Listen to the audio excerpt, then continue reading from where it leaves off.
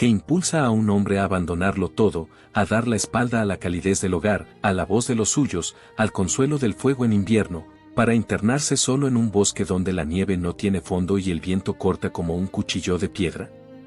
¿Qué clase de sed es esa que ningún río puede saciar, que ningún abrazo puede calmar, que crece precisamente cuando el mundo ofrece más?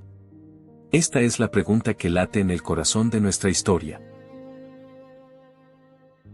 Y para responderla, debemos remontar el tiempo hasta las montañas del Jura, en aquella región agreste del oriente de la Galia, donde el cielo pesa sobre los abetos como una bóveda de plomo gris y el silencio tiene una densidad que los hombres corrientes prefieren no escuchar.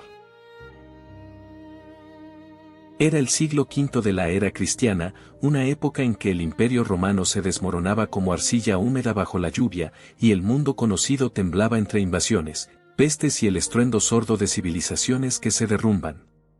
En ese horizonte convulso, en una aldea cuyo nombre la historia no se ha dignado preservar, nació un niño llamado Román. No nació entre púrpura ni entre el brillo de la plata. Nació en la austeridad de una familia cristiana de la Galia, donde el pan era escaso pero la fe era pan también, y donde las noches se cerraban con el murmullo de oraciones que los labios repetían antes de que los ojos se rindiesen al sueño. Nada en su cuna anunciaba la magnitud de lo que aquel cuerpo pequeño estaba destinado a construir, o mejor dicho, a destruir, pues los imperios que Román fundaría serían imperios de vacío, de renuncia, de silencio habitado. Desde niño, Román poseía una cualidad que sus contemporáneos no sabían si admirar o temer, la capacidad de quedarse quieto. Mientras otros jóvenes llenaban el aire con sus juegos y sus disputas, él se detenía al borde del bosque y miraba hacia adentro, hacia esa oscuridad vegetal que comenzaba donde terminaba el mundo ordenado de los hombres. No era melancolía lo que sentía, ni tampoco el miedo que paraliza. Era algo más parecido al reconocimiento, como si entre los troncos centenarios y la penumbra húmeda de los helechos hubiera una presencia que lo llamaba por su nombre con una voz demasiado profunda para ser sonido. Los que lo conocían decían que era un muchacho serio. Pero la seriedad de Román no era la de quien carga un peso, sino la de quien escucha algo que los demás no pueden oír. La fe en su hogar no era ornamento ni costumbre vacía. Era estructura, columna vertebral, el eje sobre el que giraba cada día desde el amanecer hasta que las estrellas volvían a su puesto. Su familia había abrazado el cristianismo con esa convicción que solo tienen los que han elegido algo en vez de simplemente heredarlo, y Román creció bebiendo de esa fuente con una sed que, lejos de apagarse, se intensificaba con cada año que pasaba. Leía lo poco que había para leer. Escuchaba con devoción los relatos de los mártires, de los confesores, de aquellos hombres y mujeres que habían amado a Dios con una intensidad capaz de traspasar el dolor y la muerte. Pero había algo en esos relatos que le inquietaba con una dulzura extraña, la figura de los monjes del desierto, aquellos padres del oriente que habían huido a la Tebaida egipcia para buscar a Dios en el vacío absoluto. Fue el texto de las vidas de los padres del desierto el que prendió en su interior una llama que ya no se apagaría. Aquellas páginas ásperas y luminosas le hablaban de Antonio, de Pacomio, de Hilarión, hombres que habían escogido la arena ardiente y la soledad feroz como su patria, convencidos de que solo despojándose de todo podía el alma llegar a ser verdaderamente rica. Román los leía y releía, y cada vez que cerraba el texto sentía que algo en su pecho tiraba hacia adelante, como una cuerda atada a un ancla invisible. Él no tenía desierto de arena. Tenía algo distinto, algo que en ciertos días de enero, cuando la nieve sepultaba los caminos del Jura bajo 1,5 metros de blancura inmóvil, no le parecía menos absoluto ni menos terrible. Tenía el bosque, tenía el frío, tenía el silencio de las montañas que no perdonan. Tenía unos 20 años cuando la tensión entre la vida que llevaba y la vida que sentía llamarle se volvió insostenible. No fue una crisis violenta, no fue una ruptura ruidosa. Fue, en cambio, la maduración silenciosa de una decisión que llevaba años creciendo en su interior como crece el roble, despacio, sin anuncio, hundiéndose hacia abajo antes de elevarse. Miró a su familia, miró su aldea, miró los caminos que conducían hacia el mundo de los hombres, y luego miró hacia los Alpes del Jura, hacia aquella muralla de abetos y piedra y nieve que se alzaba en el horizonte como una pregunta formulada en el lenguaje de la roca. Y tomó una decisión que los sabios del mundo habrían llamado locura y que los santos del cielo reconocerían como la más antigua forma de cordura. Se iría solo al corazón del bosque, sin saber exactamente a dónde lo llevaría el camino, pero sabiendo con una certeza que no necesitaba argumentos que el camino lo estaba esperando. Llevó consigo lo que cabía en sus manos, las vidas de los padres, un poco de pan, la determinación de un corazón que había aprendido a escuchar antes de aprender a hablar. Aquel joven que salió de su hogar en la madrugada fría del Jura no podía imaginar que su huida solitaria hacia el silencio terminaría encendiendo uno de los focos monásticos más importantes de la historia de la Iglesia en Occidente. Eso es lo que hace la gracia: toma lo más pequeño, lo más frágil, lo más solo, y con ello construye catedrales.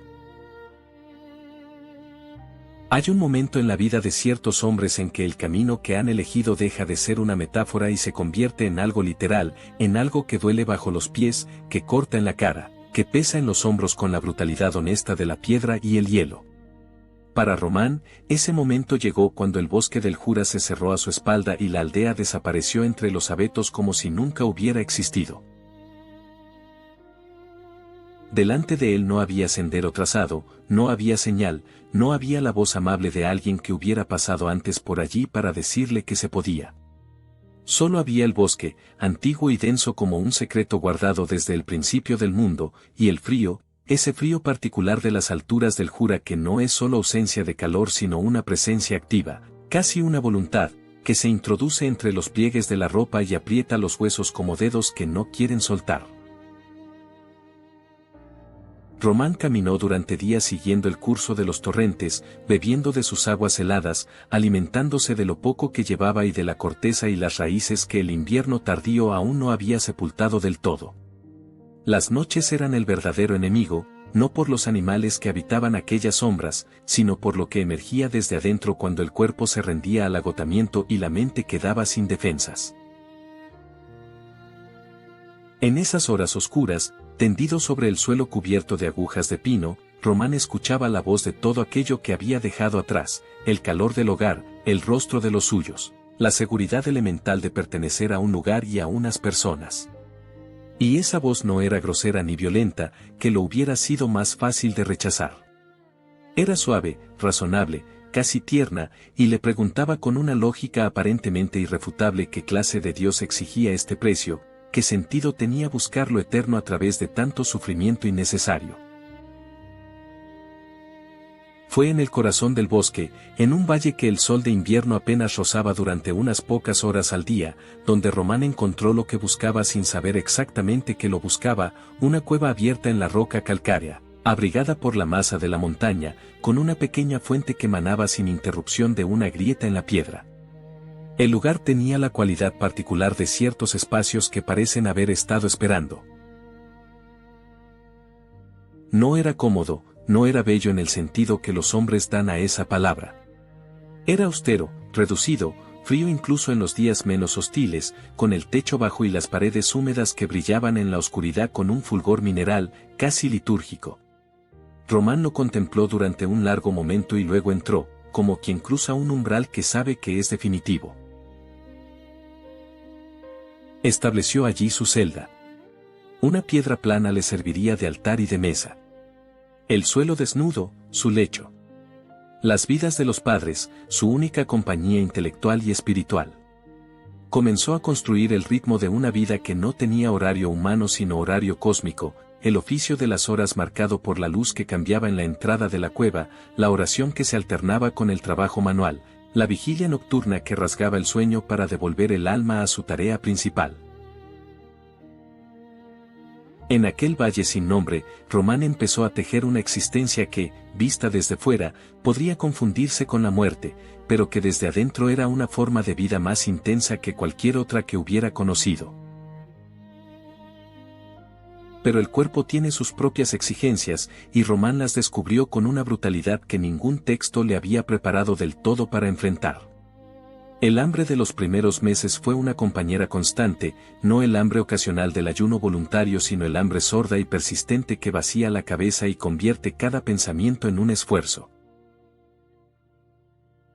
El frío de las noches de enero en aquellas alturas no es comparable con ningún frío doméstico, es un frío que apaga la voluntad antes que el cuerpo, que convence a los miembros de que moverse es inútil, que envuelve el alma en una modorra que tiene algo de tentación y algo de muerte. Román apretó los dientes, o más exactamente, apretó algo más profundo que los dientes, algo que los ascetas del desierto llamaban la voluntad del corazón, y siguió. Las dudas, sin embargo, no eran solo físicas. Había noches en que Román miraba el techo de roca sobre su cabeza y sentía el peso aplastante de la pregunta que ningún fervor alcanza a silenciar del todo, y si todo esto era vanidad de otra clase, una forma más sutil de orgullo disfrazado de humildad, el capricho de un joven que había confundido su propia voluntad con la voz de Dios. Esa pregunta era la más peligrosa de todas porque no tenía respuesta racional, porque solo podía responderse con el paso del tiempo, con la fidelidad sostenida en la oscuridad, con la persistencia de seguir orando cuando la oración no devuelve eco.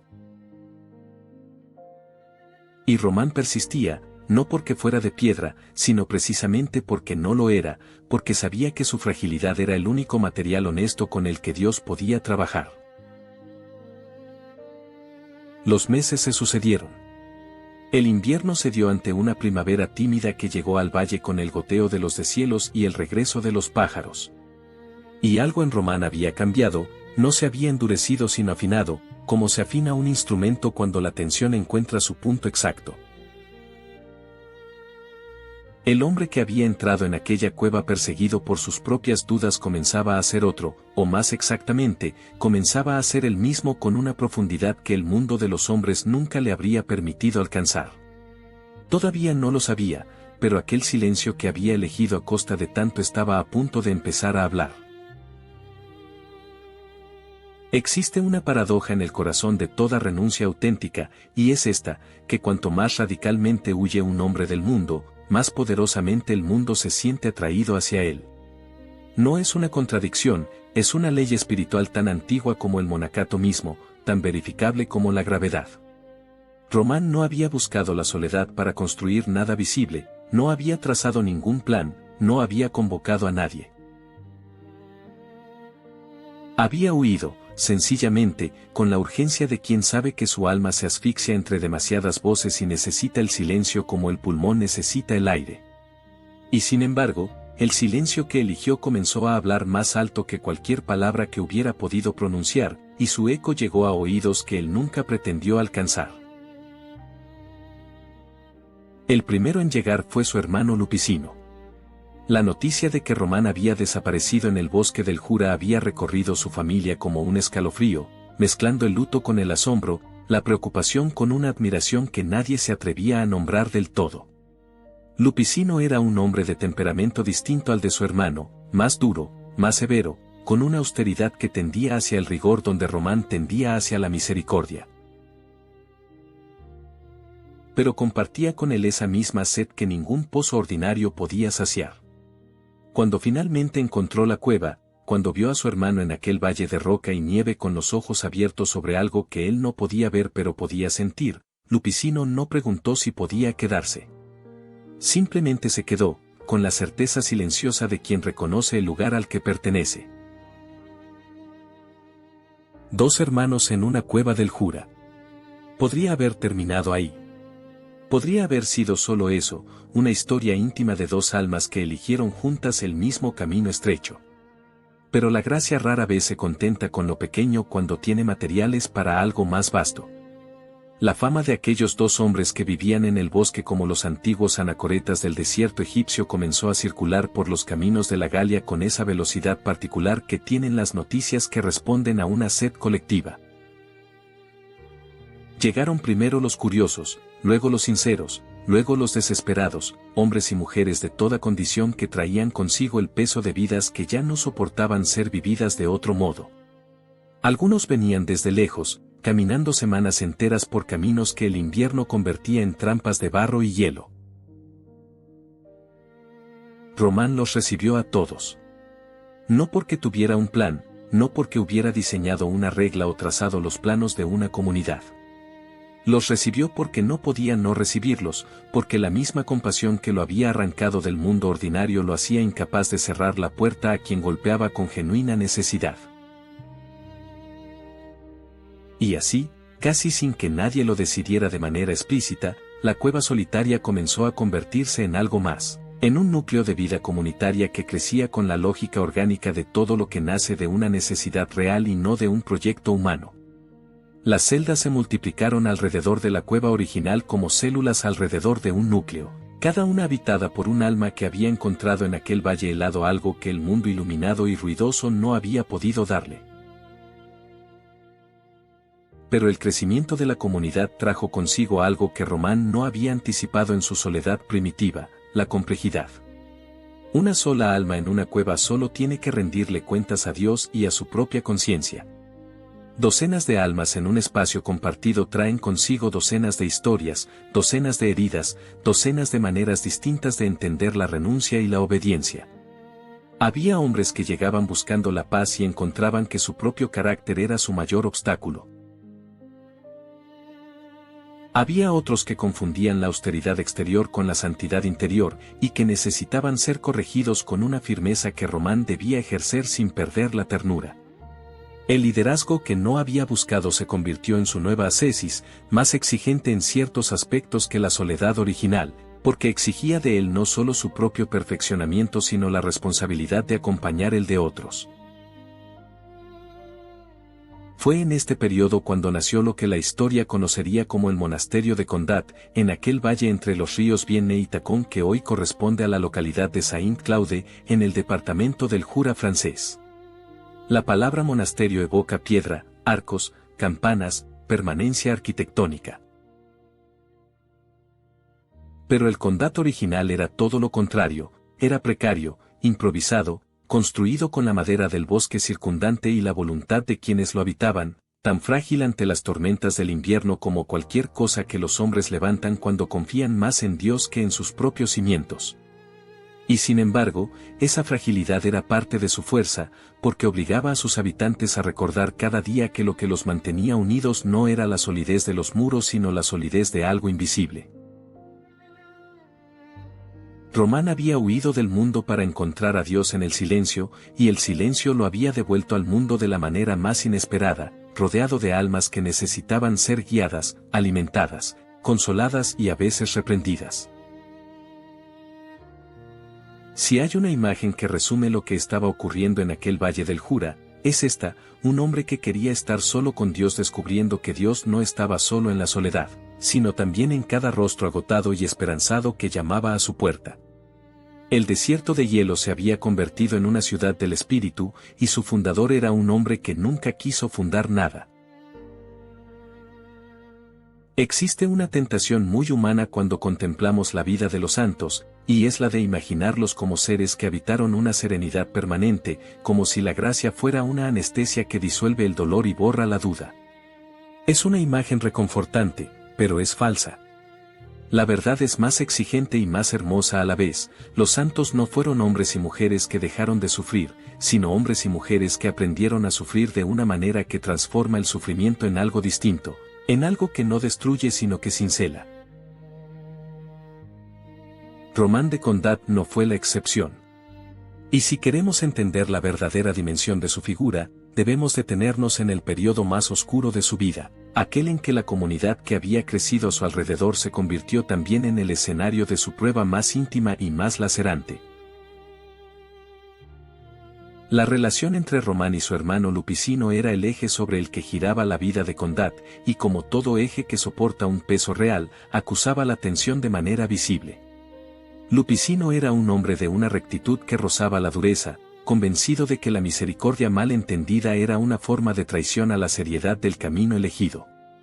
Román, en cambio, tendía hacia una paternidad espiritual más cercana, más atenta a la fragilidad particular de cada alma que llegaba al valle. Estos dos temperamentos, complementarios en teoría, chocaban en la práctica con la regularidad silenciosa de dos piedras de molino que giran en sentido contrario. No era enemistad lo que los separaba, que eso habría sido más fácil de nombrar y de resolver. Era algo más sutil y más doloroso, dos maneras distintas de amar el mismo ideal, dos interpretaciones igualmente sinceras de lo que Dios pedía en aquel lugar. Las tensiones entre los hermanos se manifestaban en decisiones concretas sobre la vida de la comunidad, cuánta austeridad imponer en la alimentación, cómo tratar a los que flaquean, con qué criterio aceptar o rechazar a los nuevos candidatos. Lupicino gobernaba con la lógica del cirujano, convencido de que cortar con precisión es más compasivo que dejar crecer lo que corrompe.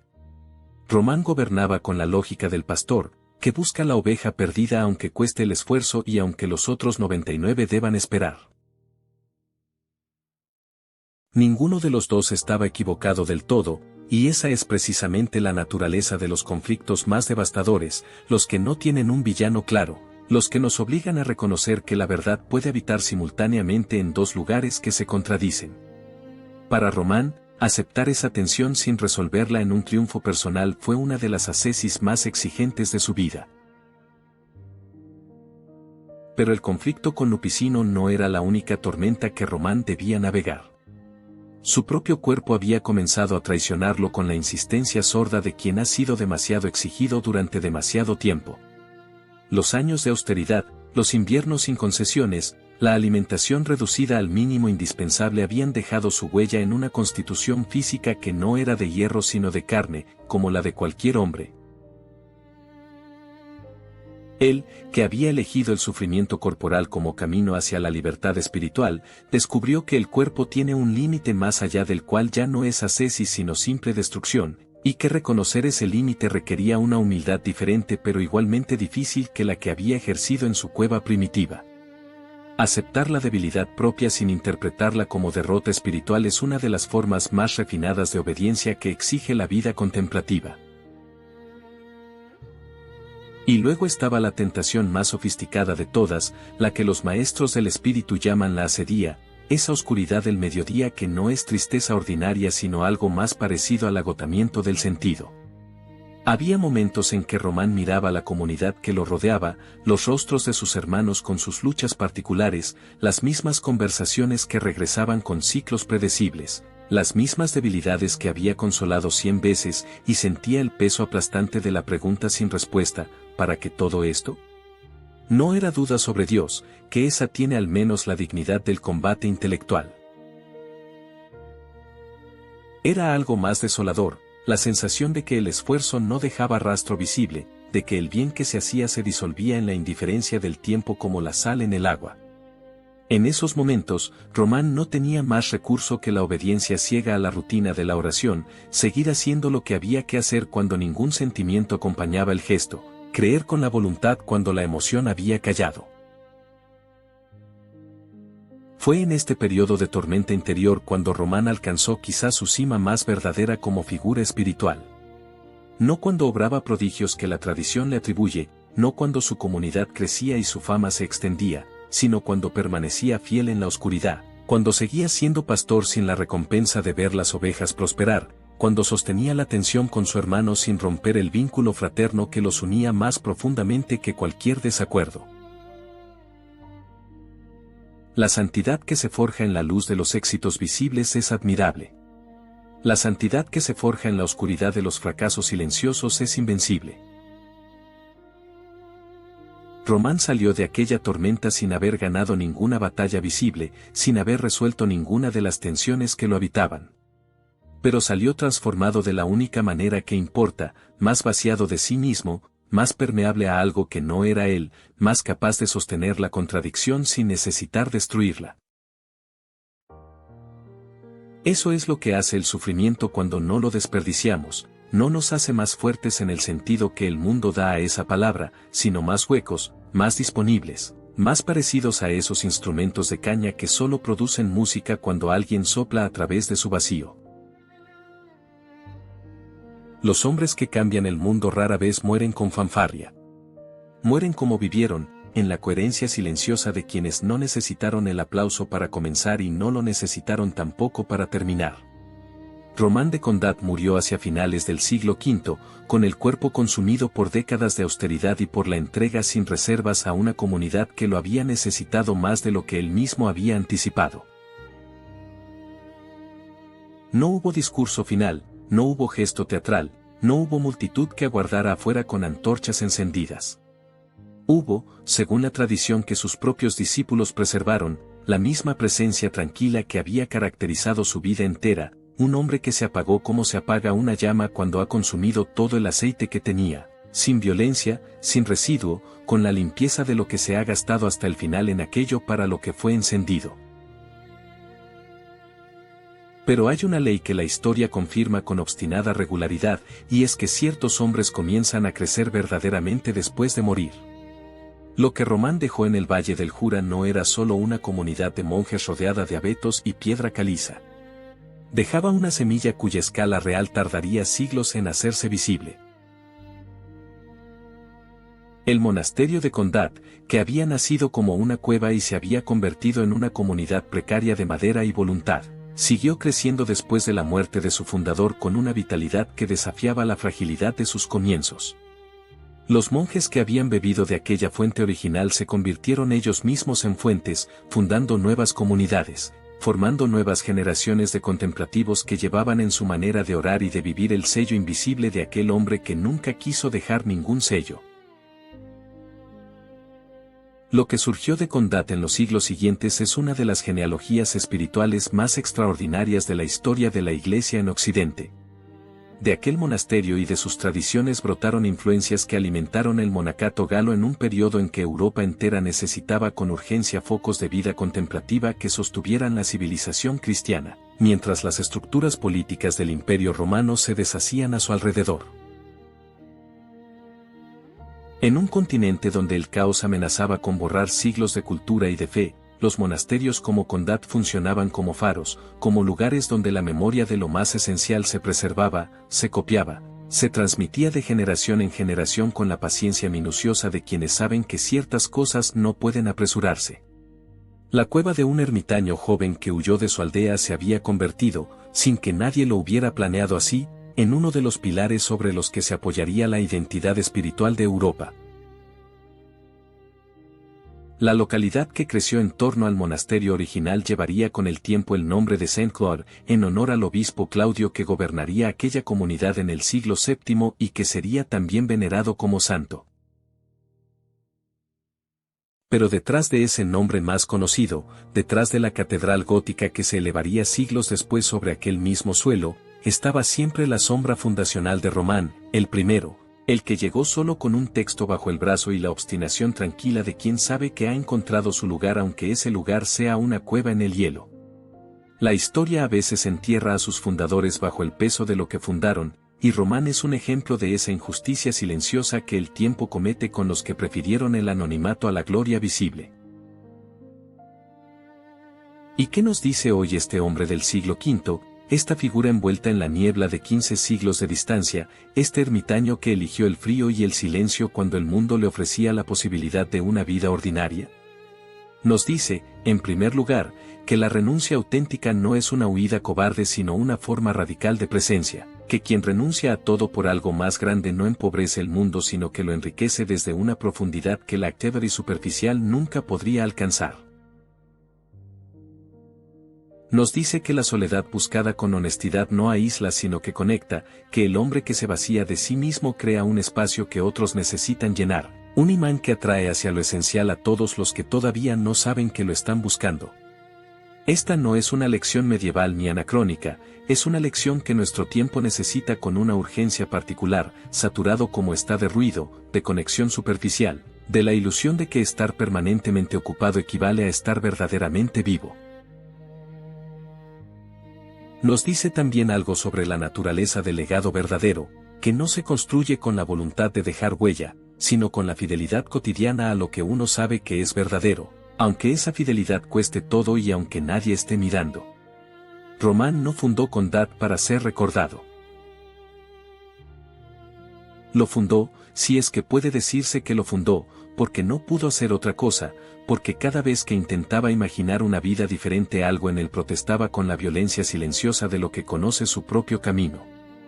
Y es precisamente esa ausencia de cálculo, esa renuncia a la gestión del propio destino, lo que convierte su figura en algo que trasciende la geografía para convertirse en una enseñanza universal sobre la condición humana.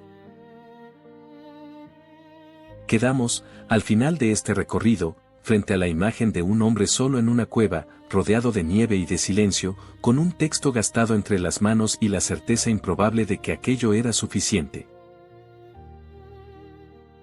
Y nos preguntamos, cada uno desde su propio valle particular, desde su propia forma de frío y de oscuridad, si nosotros también somos capaces de escuchar lo que ese silencio todavía tiene para decir. Porque el silencio de Román no se ha extinguido. Sigue hablando, 15 siglos después, con la misma voz profunda que escuchó aquel joven al borde del bosque antes de dar el paso que lo cambiaría todo.